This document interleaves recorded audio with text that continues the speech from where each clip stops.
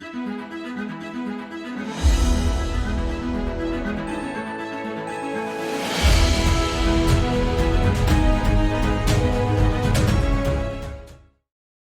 and welcome to the Big Market Debate powered by Investonomics, an initiative by ICICI Direct. Today, I have with me very special guest, Mr. Sanjay Sinha, founder Citrus Advisors, and Mr. Prakash Ghaba, technical trader and technical mentor.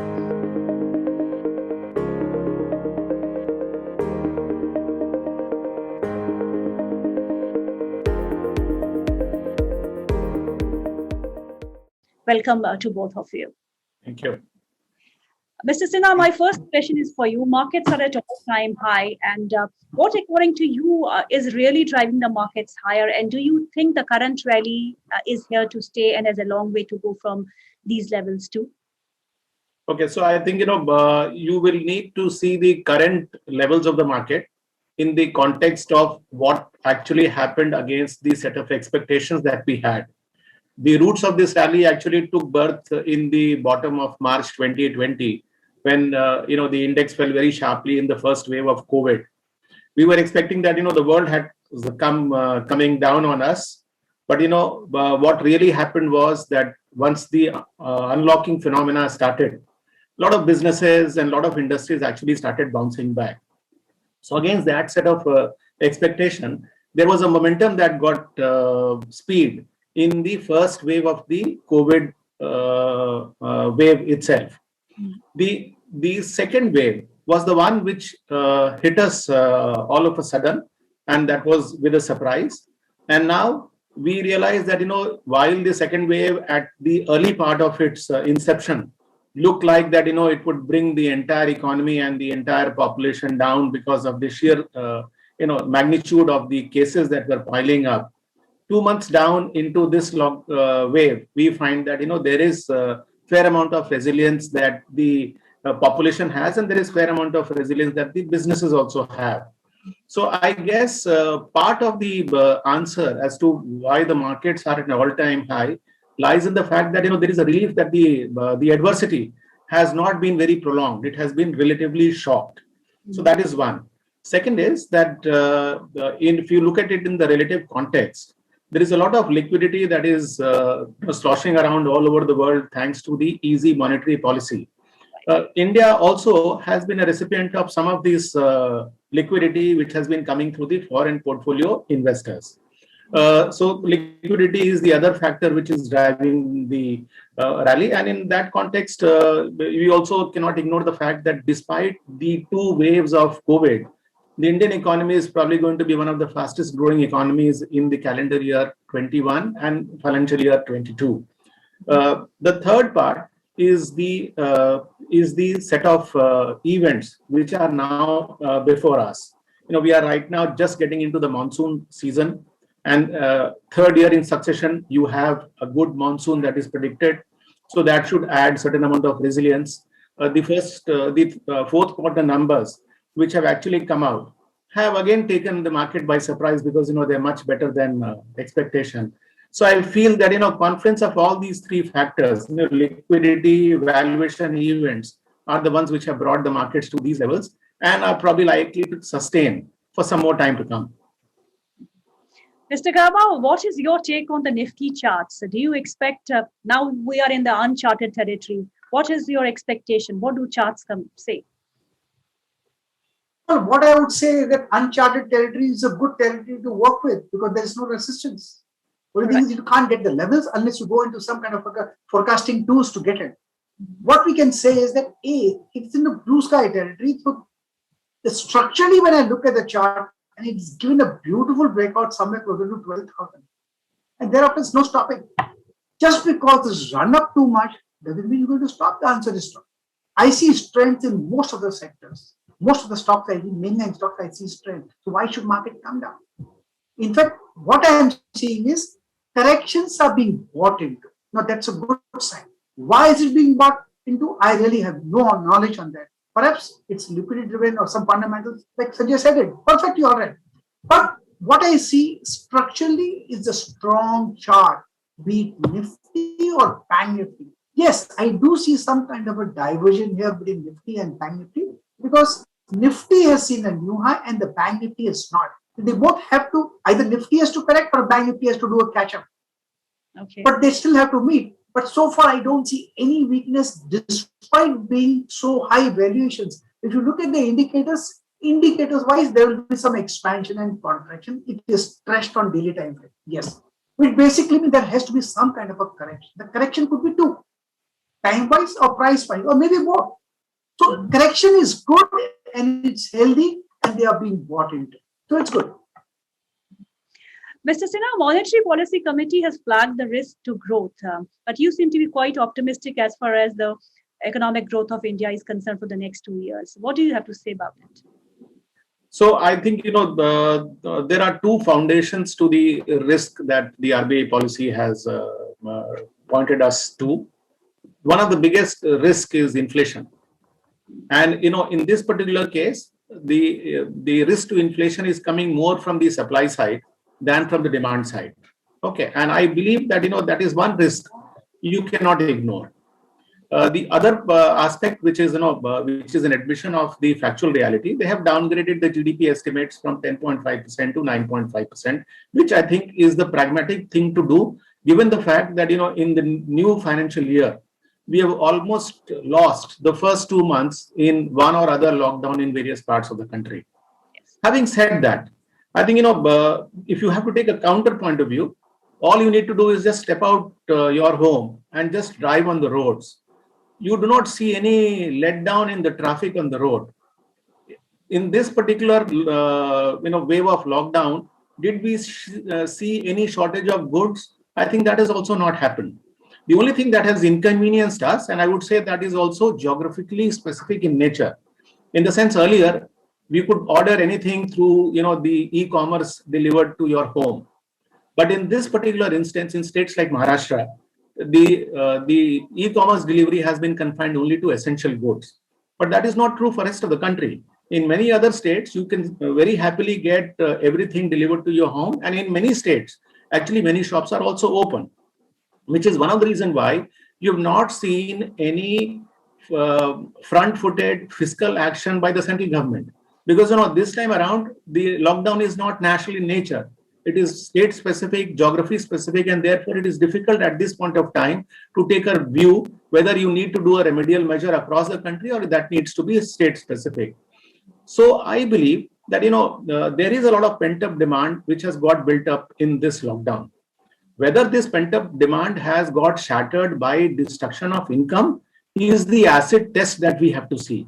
Where will the answers lie? I think the answers will lie in the next couple of months when the various parts of the country start unlocking and the pent-up demand actually starts translating into actual orders and offtakes from the shops.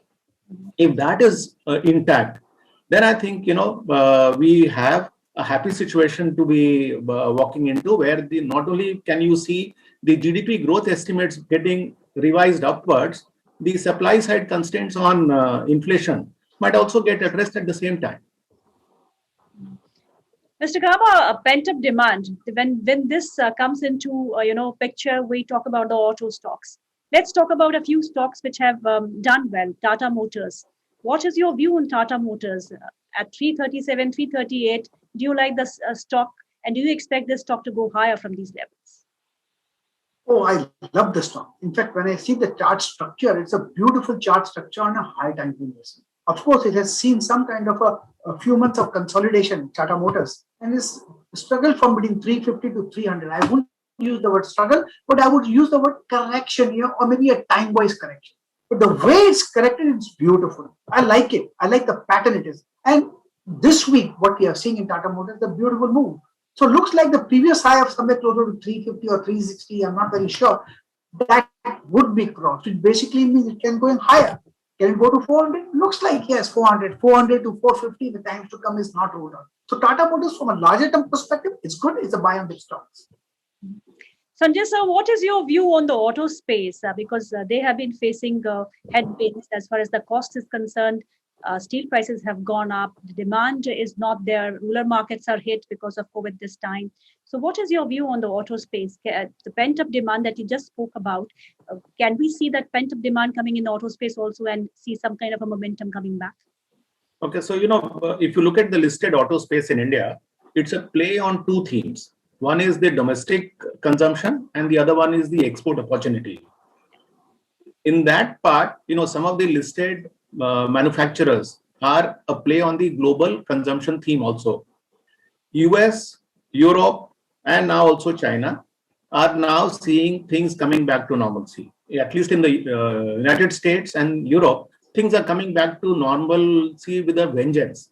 In which case, the play on the Indian listed auto plays, which are global opportunities, I think there the outlook becomes very strong.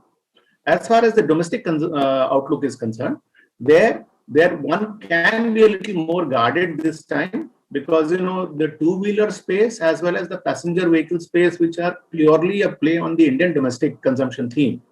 There, this time around, in this COVID wave, you have seen that the rural areas have been as badly affected as have been the urban areas. In fact, this time around, the urban areas have not been as badly affected as the rural areas. So therefore, which I mentioned a little earlier, that the true test of whether we are going to come back to a stronger growth trajectory will be a function as to how does the consumption come back on track.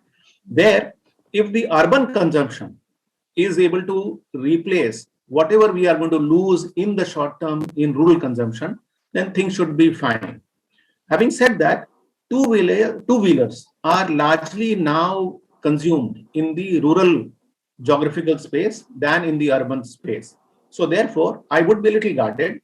As far as the passenger vehicle segment is concerned, there I think the urban theme will be a stronger theme to play. So there, while I am guarded, I am optimistic. Mr. Gaba, what's your view on the metal space? I mean, if you talk about Tata Steel and SAIL, the kind of momentum that we saw and the kind of surge that these two counters have seen in last 1 year's time is spectacular. Can you expect these kind of a move to continue for some more time for these two stocks? Well, for Tata Steel, it's been a dream, right from 200 to 1200. Who could ask for anything more? Such a beautiful dream brand. Now, if a correction comes in, they are buying a opportunity. So I would say Tata Steel, perhaps 1000. It's a strong support zone. So if you get a dip, you buy it. And if you don't chase the stock. That's what I would say. But yes, it is certainly good to be. And maybe there's good times to come. When I look at Steel Authority of India, well, Steel Authority of India, exactly similar to the case. Beautiful move. Once it crossed 100, now 100 has become a strong support zone to work with. It has seen a move right from the levels of around 20 to 140, 150. Wow, who could ask for more? So I would say that 100 seems to be a bet back. If you get a dip, just keep buying it. That's all. But don't chase it. I like the stocks, both Tata Steel as well as Steel Authority of India. Mr. Sinha, many commodities are currently coming out of the multi-year bear market, and that we have seen that metal stocks have seen a very good run up. For example, Tata Steel, SAIL, JSW Steel. What is your view on the metal space and the non-ferrous companies? Do you expect this kind of a momentum to continue for some more time as far as the fundamentals are concerned? So if you believe that history will repeat itself, then maybe we are in the early part of a commodity super cycle, because that is the way it had happened the last time around, that the commodity prices started going up. Okay, but many a times you have found that there has been some early signs, and this has been more of a deception than the actual run. But this time around, I believe that we might actually be at the early part of a commodity super cycle, because look what is happening the world over. Most of the economies were shattered by the waves of COVID. And therefore, most of the governments are coming on the front foot to spend on infrastructure. Now, India, anyway, we started doing that last year. United States of America, after a long time, is now talking about spending $1 trillion on infrastructure. Europe is no different. So if this be the actual phenomena which is happening on the ground, where governments are coming on the front foot to spend on infrastructure spending, the normal demand for commodities is going to be now much more than what it was in the past. At the same time, thanks to regulatory restriction, supply side restriction, there are some limitations on whether this demand can be met with the available supplies. And therefore, you have a classical case of economics where demand is higher than supply, and therefore you will see prices go up. And therefore, I believe that while it is a high risk trade, commodities maybe worth the risk given the opportunity that you see before us. Mr. Gaba, let's talk about the Adani Group stocks, Adani Ports, Adani Entertainment, Adani Gas, Total Gas. I mean, all these stocks have seen a run of 300 plus percentage points in last 1 year. Or what is that you see on the charts for them? Well, Adani Group is on a run. I think looks like it's in a race with Ambani Group.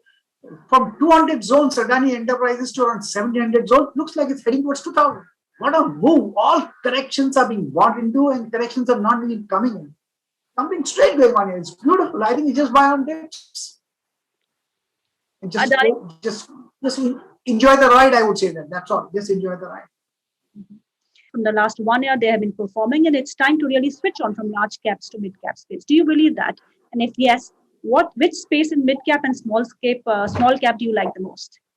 Okay, so there are three stories which are at play. There is a large cap story, there is a mid cap story, and there is a small cap story.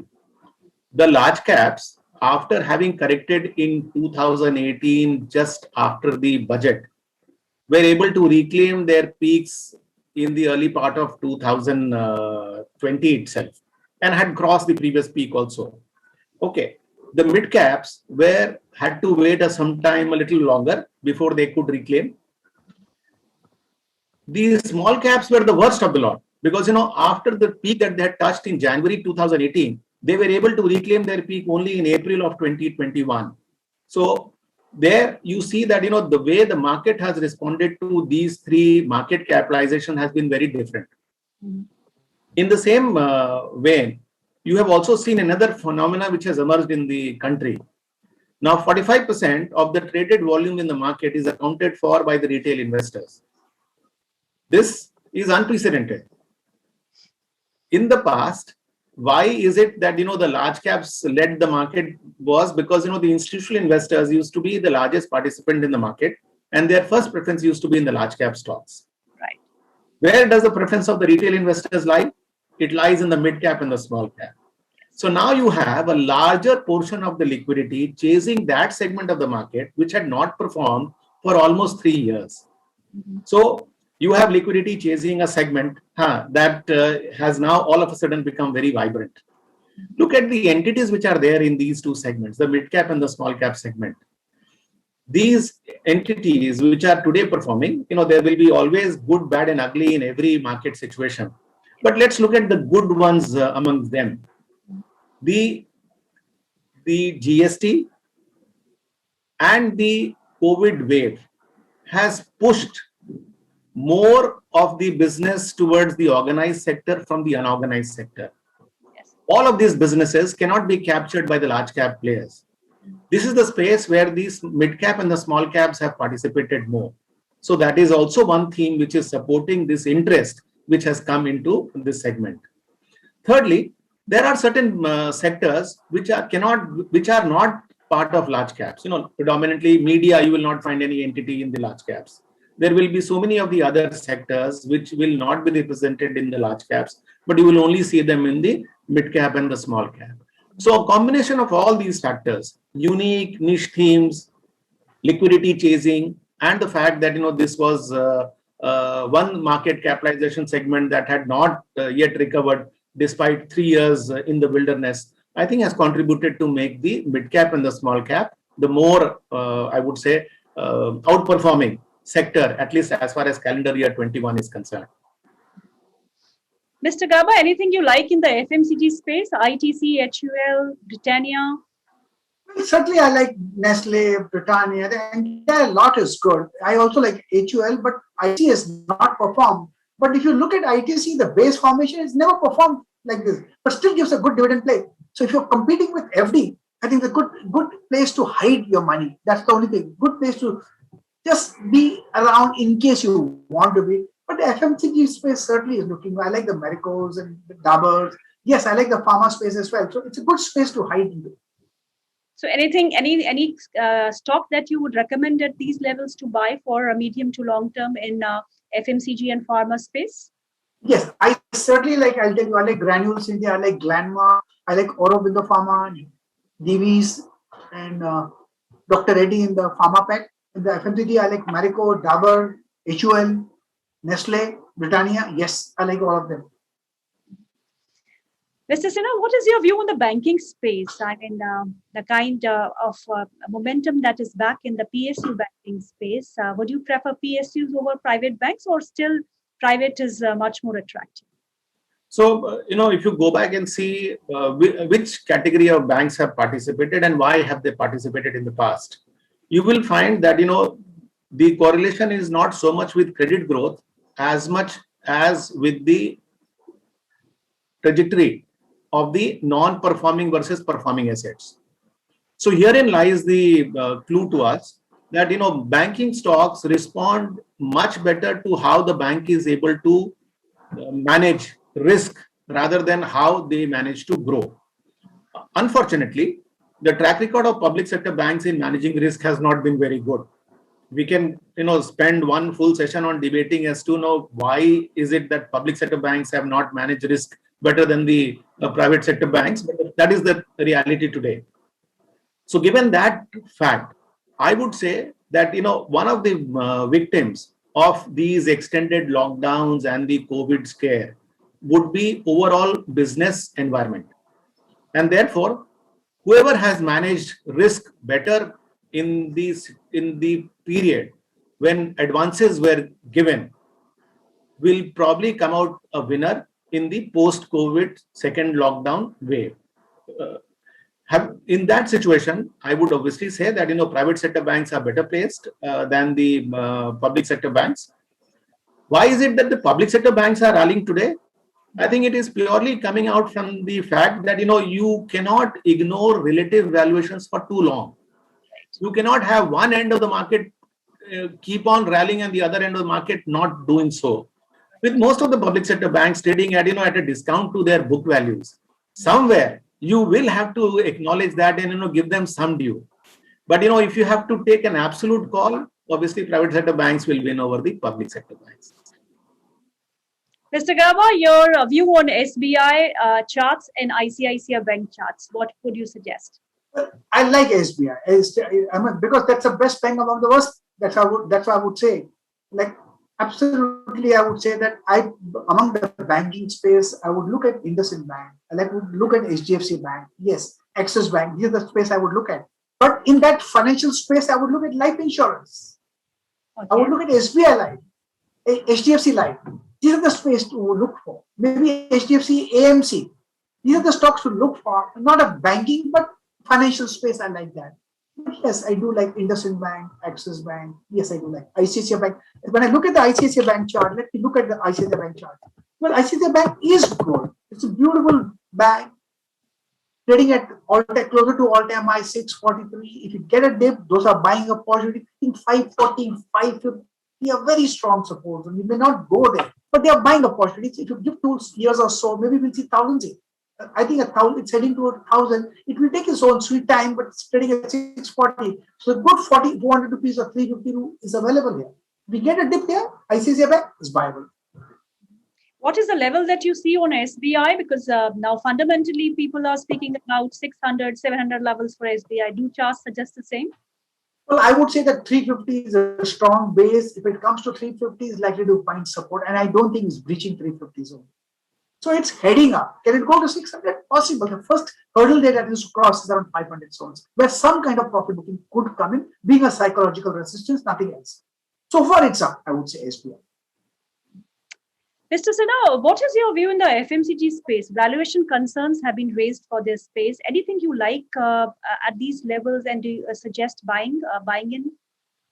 So, valuation concerns have been with the FMCG space for the last, 10, 15 years. They have always been the more expensive part of the market. But you also need to see as to why is it that they are more expensive than rest of the market. One of the primary reasons for that is because of the stability of their earnings and the stability of their earnings growth. Come what may, whether we have had COVID or not, FMCG has continued to grow. So I think that premium you cannot take away from that will always stay. But within that space, there are now some changes which are happening. First and foremost, there are some new kids on the block who are challenging the incumbent. So you will see that that is bringing some new opportunities into the space. The other thing that is happening in this space is that many of the existing FMCG players are changing their product mix rather than leveraging on their traditional products, which were anyway doing well, but in a way probably susceptible to raw material prices or saturation of the market. Many of these FMCG players are now choosing to change their product mix to become more relevant. So that again, I will say, adds a new layer of vitality to the FMCG space. So that is the second thing. So combination of these things, and all things said and done, raw material prices are are an interesting play as far as investing is concerned. They can be the villain, they can also be the hero of the piece. So in a situation where raw material prices are rising and they impact your margin, the exact opposite can happen when the trend starts reversing, or if they are able to pass on their cost increases by way of price hikes. So it will be a relevant play. It will, in the present context, when the entire market is shifting towards cyclical plays, obviously the FMCG are you can say the more defensive end of the market, and therefore may not be favored by many, but they will continue to be a relevant part of any portfolio even now. Mr. Garba, your view on Reliance Industries charts and ONGC? And ONGC, is it? Well, I like the chart of Reliance. Reliance did see some correction, let's face it, but it did not breach 1800 zone. So when I look at 1800 zone and the all-time high, this chart pattern is suggestive that there's a consolidation. It's a matter of time. The all-time high of Reliance of 2,400 closer to that will be breached and will be taken out. And looks like the pattern that is formed is suggested that it can take it out. Once that happens, I think it's going into a new zone. Perhaps 3,000, who knows? It's a matter of time. But I see some kind of a good consolidation. The more consolidation it lasts, the more time it spends in the zone of 1,800 and 2,300 zones. I think it's beautiful for Reliance. So I don't see weakness. In fact, what I see is a good demonstration of strength. When I look at the ONGC chart, I think it's building up. This stock should be invested into. Looks very good around the 100 zone. That has become a strong support zone. I think it's a matter of time we should go to 175, 200 zones. So it's around 125 now. So with a good 75 rupees move available here, it's a matter of time. A good safe bet. So I think it's worth investing into ONGC. Mr. Sinha, last question for you. Would you prefer global cyclicals or domestic cyclicals as of now? So, unknown devil is always better than the unknown devil. You will be able to have your finger on the variables that move the domestic cyclicals much better than be able to track all the variables that drive the global cyclicals. So having said that, there are certain themes which in India do give you an opportunity to the global plays, but there will not be too many of them. So I'll go more with the domestic cyclicals. Mr. Sinha, your advice for the first-time investors who are entering the market, as you already spoke, that there has been a retail rush, and the youngsters are entering the stock markets in this last 1 year that we saw with the COVID crisis. So, what is your advice to them? What 3 key factors should they keep in mind before investing in stock markets? So, see, the first thing that people need to realize is that they are entering a market in a very bullish phase, and in the short term it will appear that you will not make any mistakes. It is only when the tide will be going down that you will realize that you have made so many mistakes in this phase. So my first advice to investors is that please do not blindly buy anything that is simply going up price wise. Try to understand what you are buying, and then only do you buy. But let me take one step backwards, okay, and start with as to how should they go about investing. I firmly believe that 80% of the allocation that a person makes should be to managed funds versus putting it in the market directly. In other words, 80% of the allocation should go to mutual funds and only 20 should go to equities, direct equities, till the time that you become master of equities yourself, which, by the way, has taken even Mr. Warren Buffett a lifetime to even now try to understand. So that is one. Second thing is, please don't put all your eggs in one basket. Learn the power of asset allocation. All asset classes go through cycles of up and down. So therefore, if you are not proportionately allocated to different assets, you will not be able to make long-term wealth. And the third and the more important one, and taking the clue from what you said, start early, because there is no bigger power than the power of compounding. And therefore, the time of your investment might actually end up giving you more value than your timing in the market. Right. Mr. Gaba, your suggestion to the to the new fresh investors coming into the stock markets, any books that you would suggest for them as far as the technicals are concerned? I would say that anything easier than making money is losing it. So it's a tough game. It's a highly professional game. You're pitted against the finest financial brains here. So it's a tough game. Know what you're doing. Allocation, absolutely good. I'm lucky that son is an allocator, a professional wealth manager. So it's easy for me, but it's a tough game where I've spent 20 years. In these 20 years, I've only learned it's easy to lose money than to make money. It's a tough game. So study and then just do it. Invest your money. But homework is very, very, very important. Extremely important work with the homework. Thank you, Mr. Sinha, and thank you, Mr. Gaba, for being with us. It was a pleasure speaking with you.